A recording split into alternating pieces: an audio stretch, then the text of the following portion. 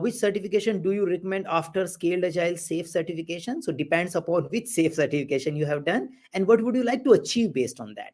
So again, see, the basic assumption here is we want to do certification in order to get some next level of job.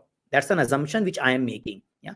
Now, whatever certification we do, like CSM, SAFE, and all, why we did that? Probably to acquire some fundamental understanding, and then you build around those skills, and also to target a particular job profile.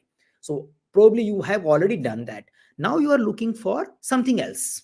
Yeah. So what kind of a profile you are targeting to?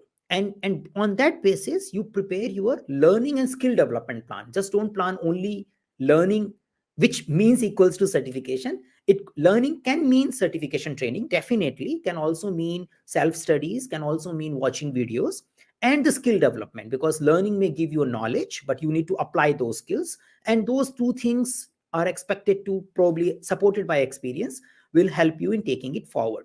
Now, from our customer base, we do see people who are targeting the generic agile coaching and mentoring space.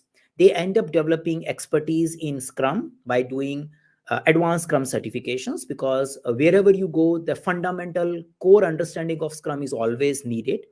And then people who are working in a safe environment, or maybe exploring safe environment, not yet working on safe environment, they take leading safe program. And as we have been talking, some of the programs also requires you to get introduced to skills like facilitation and coaching. So advanced Scrum programs also introduce some of the facilitation and coaching skills. Some individuals may end up taking specific Scrum facilitation and coaching certification program as well. Many individuals who want to work in an environment where extensive use of Kanban is happening, they end up taking Kanban certification as well. People who are working in a project environment end up taking PMP and project management certification as well.